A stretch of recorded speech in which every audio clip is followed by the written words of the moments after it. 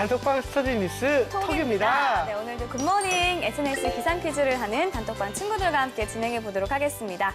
함께 해주실 내생남 이시안 쌤 그리고 김승현 학생과 함께 하겠습니다. 어서 오세요. 반갑습니다. 안녕하세요. 네, 오늘도 세 문제 이상 틀렸을 경우에 진행할 벌칙 공개해 볼까요? 제가 전에 뿅망치를 사서 뿅망치 맞기를 했었거든요. 네. 네. 좀 식상하긴 하지만 네. 그래도 마지막으로 뿅망치 맞기. 누구에게? 틀린 개수대로. 누구에게? 보미 누나한테? 알겠습니다. 작은 고추가 맵다는 걸 보여드리겠습니다. 알겠습니다. 학생들의 셀프 벌칙 영상은 저희 방송 마지막에 공개하겠습니다. 그럼 공부 시작해 볼까요? 열려라 단톡방. 안녕하세요. 반가워요. 네, 먼저 톡방 퀴즈 규칙부터 말씀드리겠습니다. 네. 문제가 나간 이후 5초 이내에 대답해주면 되고요. 모르겠다 싶으면 초성 찬스 쓸 수 있습니다. 이쌤은 힌트 많이 주세요. 근데 전 사실 보미 씨가 뽕만치 휘두르는 모습부터 보고 싶기도 하거든요. 네. 물 넣는 것도. 그러면 알아서 적당히. 네. 알겠습니다. 자, 첫 번째 문제 풀어볼게요. 미국, 오스트레일리아, 멕시코, 뉴질랜드, 대한민국의 유튜브에서 독점적으로 제공하는 유료 스트리밍 서브스크립션 서비스입니다. 광고 없는 영상 재생, 전용 콘텐츠 등 한결 편하게 이용할 수 있도록 도와주는 유료 서비스인데요. 이것은 무엇일까요? 제가 유튜브를 되게 자주 보거든요. 저도. 근데 요즘에 이제 유튜브 들어가니까 저거를 이제 광고처럼 이렇게 나오더라고요. 그래갖고 궁금해갖고 들어가 봤는데 아마 그게 답이지 않을까 해서 바로 맞춰보겠습니다. 알겠습니다. 5초 카운트 주세요. 네, 정답은 유튜브 레드입니다. 유튜브 레드, 유튜브 레드. 넷플릭스 아니고요. 정답입니다. 정답입니다. 유튜브 진짜 볼 거 정말 많지 않아요? 네, 진짜 재밌는 것 같아요. 밤새도록 볼 수 있을 것 같은. 솔직히 저도 그 네. 말을 할 만큼 진짜 유튜브는 재미있게 너무 많은 것 같아요. 밤새도록 본 적도 있고.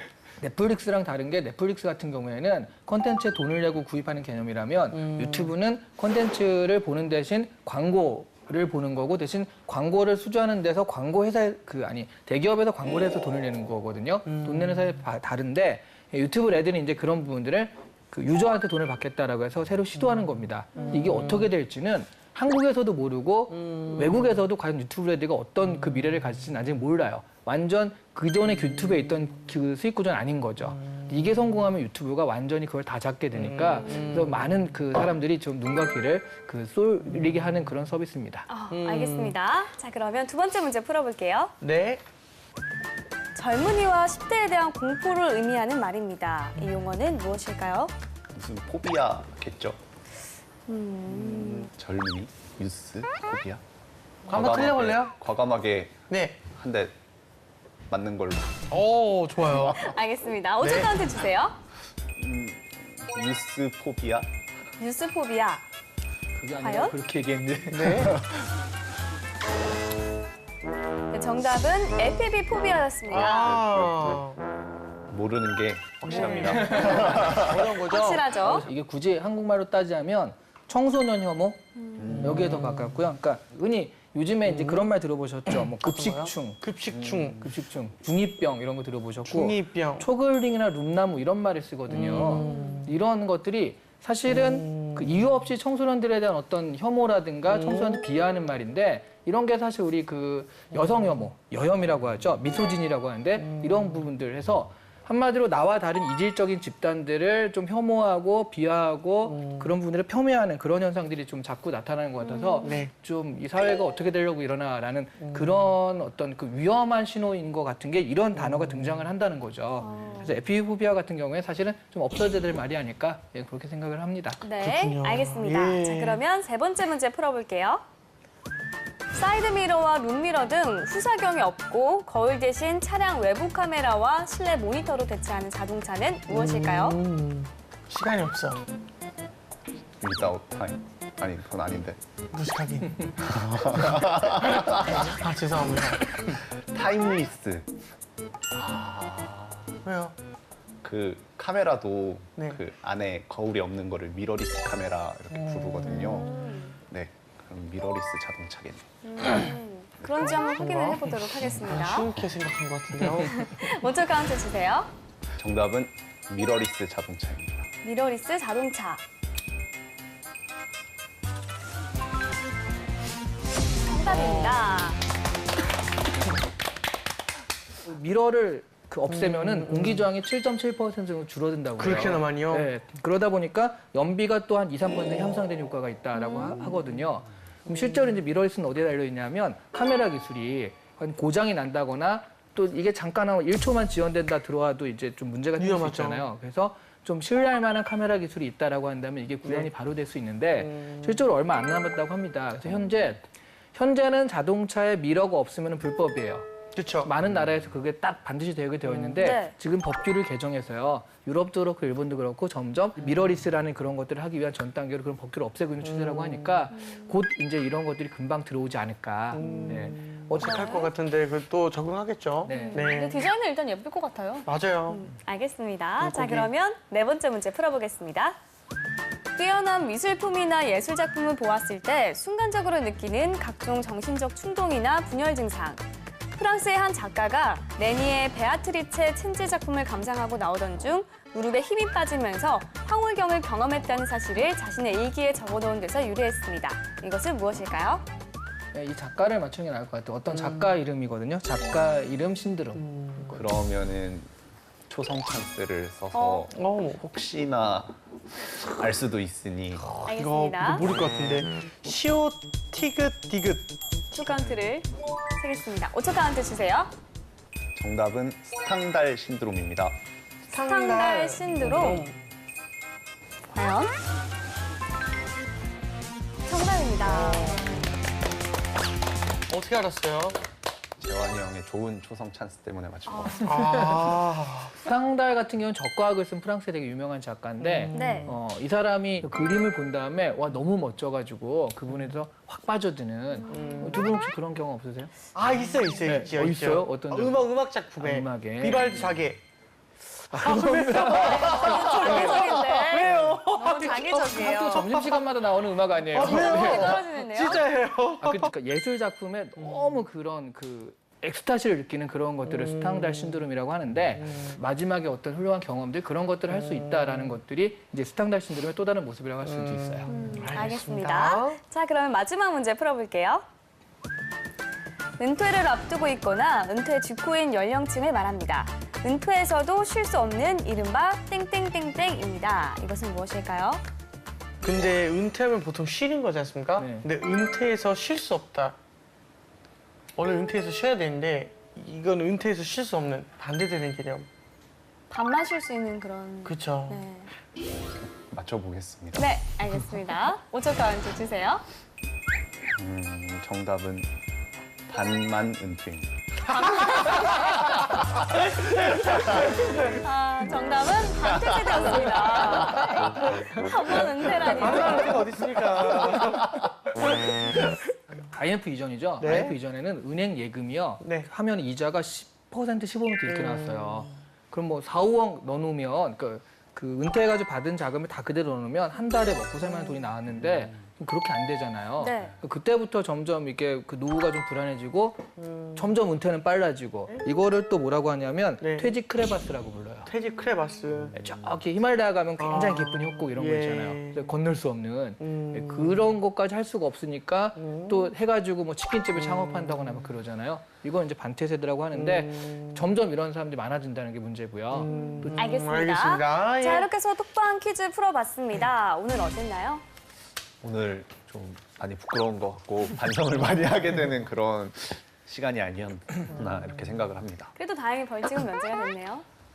근데 제가 아까 막 틀린 틀린 개수대로 개수대로. 맞는다 그래서 두 대는 맞아야지 않나라고 생각합니다. 보면서 좋겠어요. 학생입니다. 예. 지금 나오는 이 단어들이요. 유튜브 레드라든가 이런 건 정말 시의적인 거고요. 그다음에 에피비포비아 같은 경우에는 사실은 우리가 일반적으로 쓰는 건 아닌데 이 초등, 그러니까 이런 젊은이 혐오 이런 것들에 대해서는 이런 현상 분명히 있거든요. 은퇴 세대나 해가지고 되게 지금의 여러 가지 모습들을 잘 나타낸 그런 문제 같고 실제로 취준생이라면 이런 부분들에 대해서 비포리아 같은 거 잘 모르잖아요. 네. 근데 우리가 면접 때 이런 말을 한마디 할 수 있으면 저 친구는 사회 문제 저런 데 관심이 깊고 좀 많이 공부를 했구나라는 느낌을 줄 수가 있기 때문에 이런 분들 알아놓으면 참 좋을 것 같은 문제들이었습니다. 네, 알겠습니다.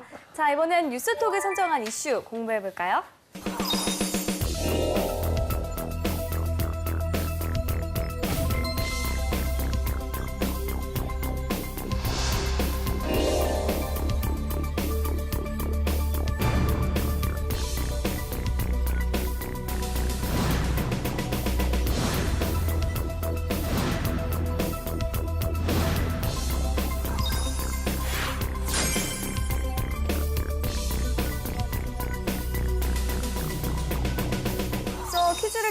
앞서서 구글의 광고 없는 유료 영상 재생 서비스에 대해서 알아봤는데요. 재한 씨는 콘텐츠의 유료화 열렬히 환영하시나요?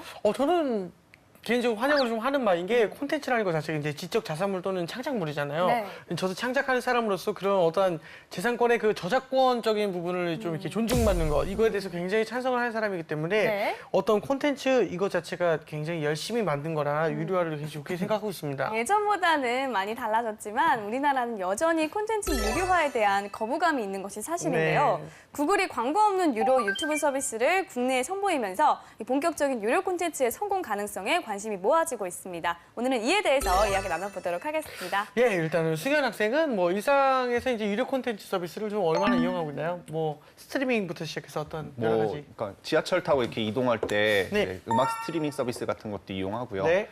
뭐 집에서 이제 놓친 드라마나 뭐 네. 보고 싶었던 영화 이런 거 VOD 서비스 같은 것도 네, 이용을 하고 VOD. 있습니다. 또 다른 건 없나요? 다른 거 뭐 재환 씨 음악을 돈 내고 결제했다고 그런 그- 얘기도 해줘야죠. 돈 내고 결제는 못했지만 네네. 스트리밍으로 무한 재생하고 있습니다. 고맙습니다. 네, 지금은 예전에 비해서 유료 콘텐츠 활용이 많이 늘고 있습니다. 그럼에도 우리나라를 유료 콘텐츠의 무덤이라고 하는데요. 그 이유는 어디에 있을까요? 일단 두 가지 정도로 살펴보면 첫 번째는 저작권에 대한 개념이 굉장히 약해요. 아, 그래요? 제가 한 번은 어떤 학생이 제 교재를 복사한 거를 통째로 다 복사를 한 거예요. 네.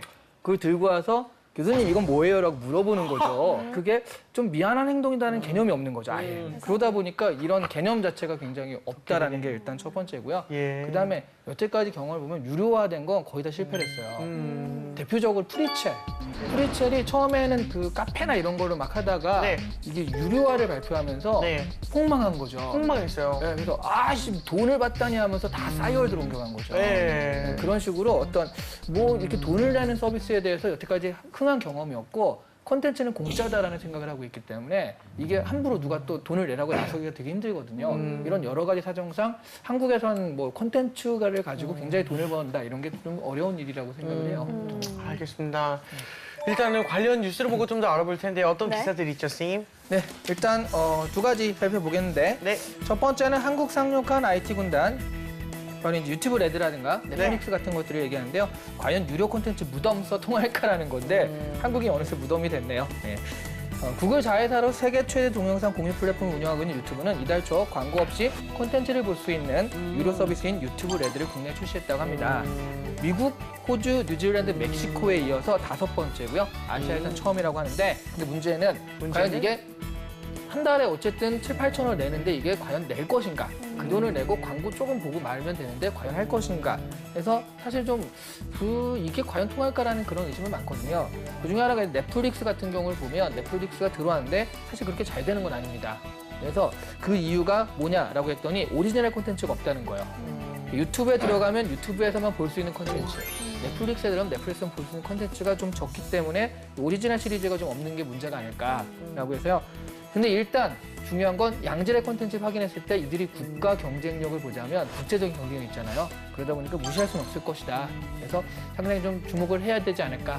하지만 당장은 좀 어렵지 않을까. 이런 것들이 전체적인 전망이다라고 소개하는 기사입니다. 네, 알겠습니다. 두 번째 기사도 알아볼게요.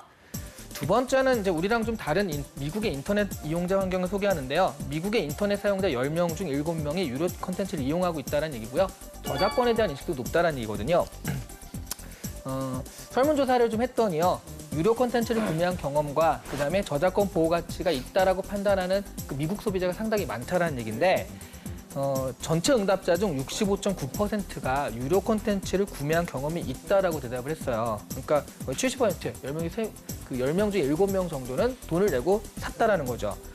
이와 함께 디지털 콘텐츠 플랫폼을 선택하는 기준에 대해서 전체 응답자의 43.2%가 개인 창작물의 가치를 인정해주고 제작을 지원해주는 플랫폼이 좀 더 좋은 플랫폼이라고 생각한다라고 해가지고 앞으로의 미국의 어떤 인터넷 콘텐츠라든가 이런 부분들에 대한 상업 시장은 상당히 밝다라는 걸 보여주고 있어서 사실 한국은 이 설문조사 같이 있지는 않지만 한국이 이거에 비해서 많이 부족한 건 사실이거든요. 그러다 보니까 좀 씁쓸함을 느끼게 하는 기사이기도 했습니다. 네. 알겠습니다. 이 콘텐츠의 무덤이라고 불리는 한국을 아시아 시장 공략의 첫 기지로 삼고 있습니다. 그 이유는 무엇일까요? 일단 한국이 인터넷 환경이 뛰어나죠. 네. 네, 그래서 뭐 전체 인구 대비 100 메가bps 이상 초고속 인터넷 가입자 비율이 한국이 14.9%로 그러니까 우리가 OECD 주요국이라고 하죠. 그중에 가장 높다라고 하고요. 네. 또 광케이블 방식의 인터넷 가입률 한국이 거의 30% 정도로 또 1위를 차지하고 있다고 해요. 그러니까 워낙에 이게 하드웨어적인 부분이 탄탄한 거고요.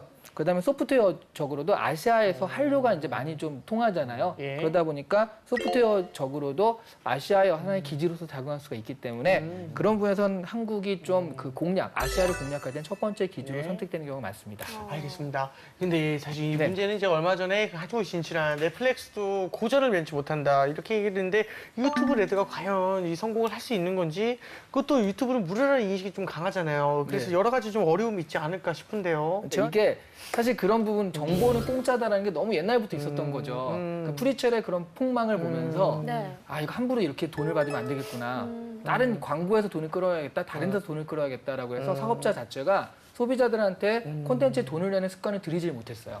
그러다 보니까 한국이 이제 상당히 어려운 시장이 됐죠. 네. 그러면 사실 이런 상황을 타개할 만한 게 뭐냐? 플랫폼이 타개할 만한 건 아, 이건 진짜 아깝지만 돈 내고라도 봐야 돼라는 킬러 콘텐츠를 가지고 있는 거거든요.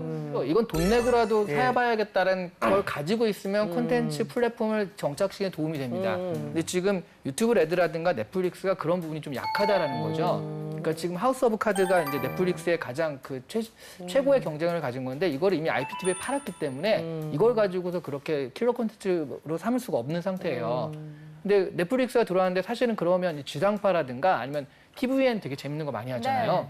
그런 부분들에서는 좀 인기 있는 콘텐츠들은 넷플릭스가 경쟁자니까 안 주는 거죠, 콘텐츠를. 그러다 보니까 지금 소비자들이 관심을 끌 만한 그 콘텐츠를 많이 확보하고 있지 못해서 그런 부분에서는 좀 앞으로는 당분간은 어렵지 않을까.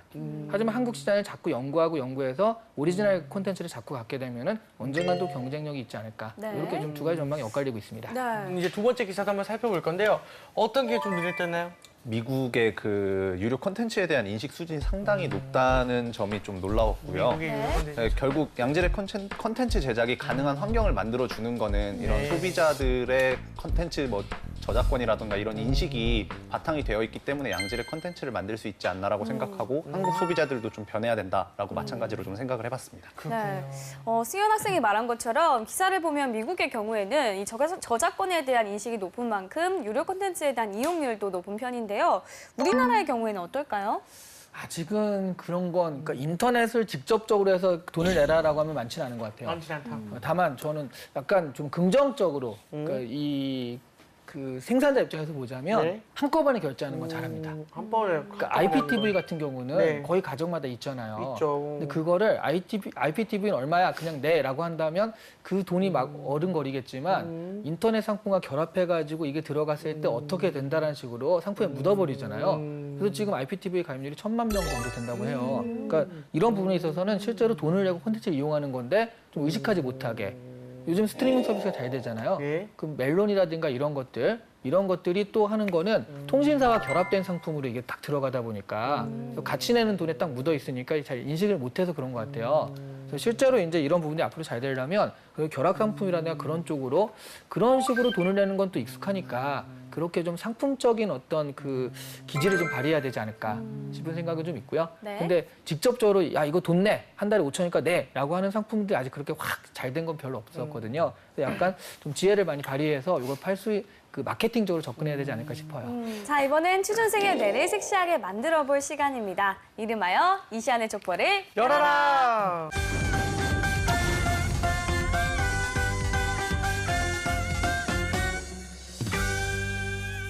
오늘의 족보 공개해 주실까요? 네, 열어보겠습니다. 네.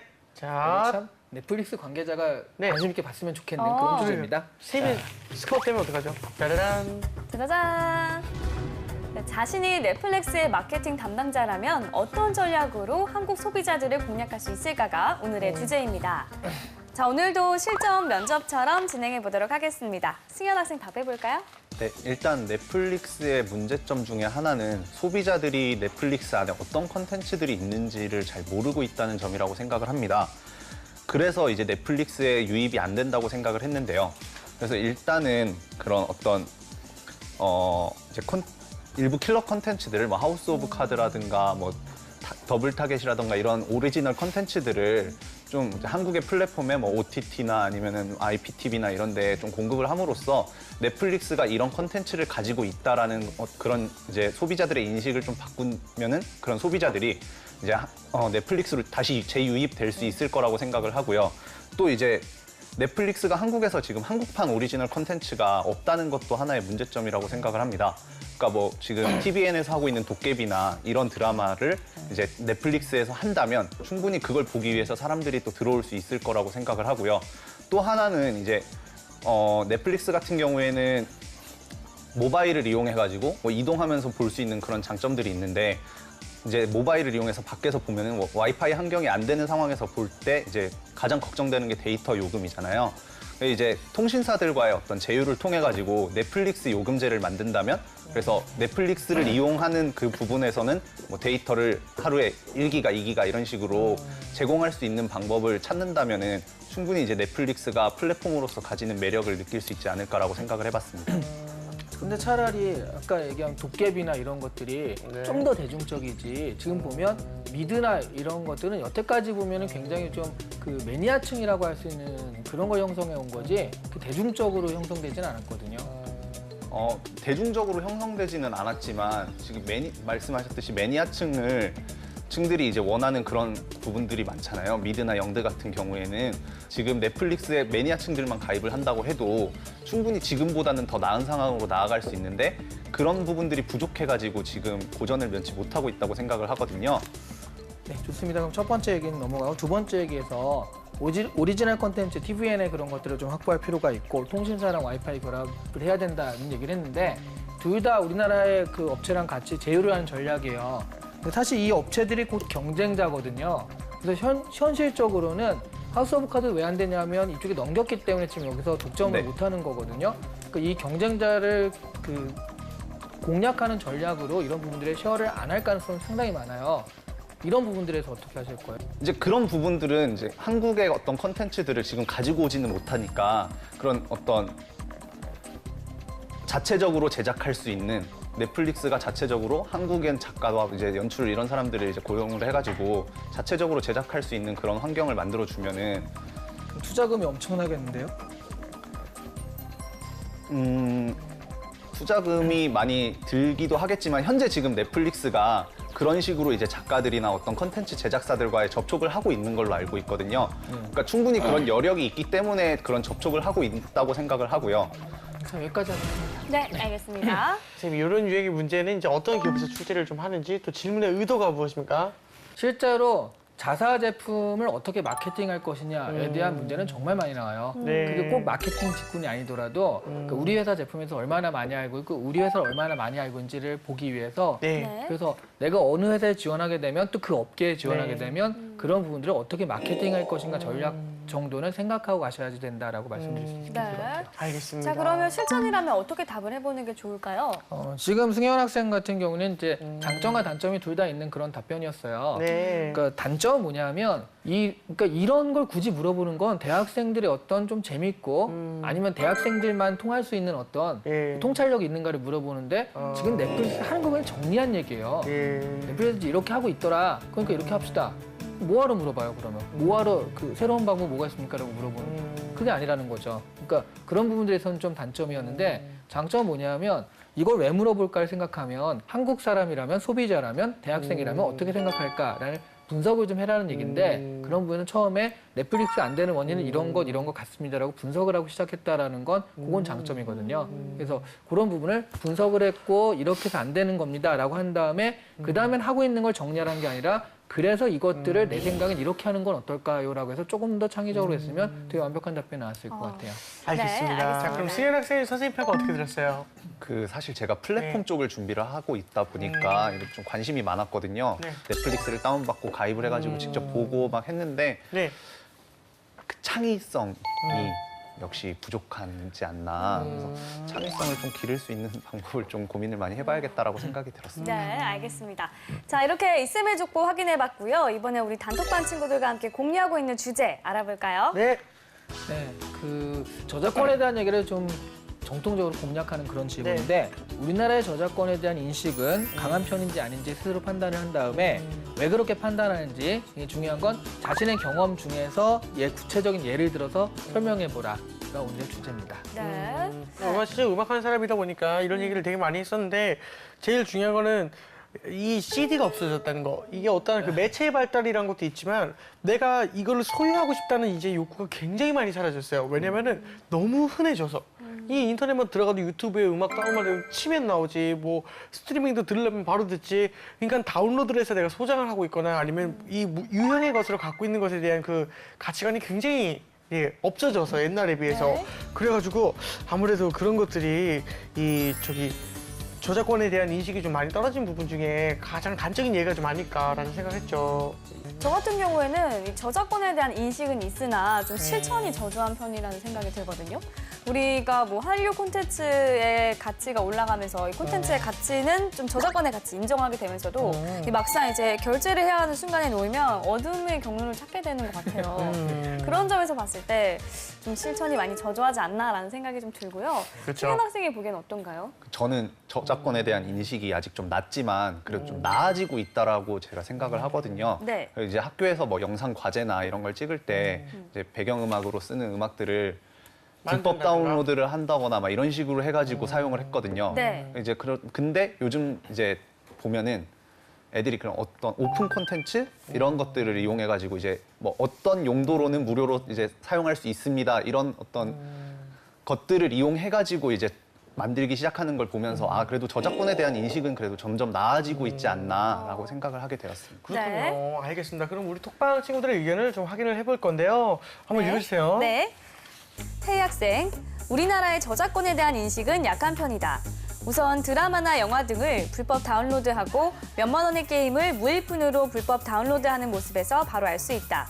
주변 사람들도 꼭 제값을 다 주고 봐야 한다는 인식이 약한 편이다. 유리 학생, 강하지 않은 편이다. 음원이나 방송 프로그램 같은 경우 마음만 먹으면 쉽게 무료로 다운받을 수 있고 심지어 유료 프로그램 같은 경우도 아이디만 있으면 언제든지 무료로 다운받을 수 있다. 이러한 현상은 저작권에 대한 인식이 거의 없고 불법적으로 다운로드 받는다는 것이 범죄 행위라고 크게 의식하지 않기 때문에 벌어지는 현상이라고 생각한다. 소희 학생, 우리나라의 저작권 인식은 낮은 편이다. 조 발표를 할 때 첨부한 사진이나 글에 출처를 밝히지 않는다는지 노래나 영상을 유튜브 등의 무료 채널을 통해 편법적으로 감상한다는 것이 그 예이다. 온유 학생, 저작권에 대한 인식은 있으나 현실에서 행동으로 이어지지 않는 편이다. 친구들과 영상물 만드는 작업을 한 적이 있다. 그런데 음악을 삽입할 때 저작권 문제를 어떻게 해야 하는지도 잘 알지 못하다 보니 그냥 우리끼리만 보는 영상이니까 괜찮겠지 하고 말았다. 등의 의견이 있었네요. 학생들의 의견 어떻게 봤나요, 승현 학생? 저는 온유 학생 의견이 온유. 저랑 경험한 게 좀 비슷한 것 같아가지고 네. 딱 눈에 들어왔었습니다. 아, 그렇군요. 알겠습니다. 선생님께서 베스트 댓글과 함께 뽑아주세요.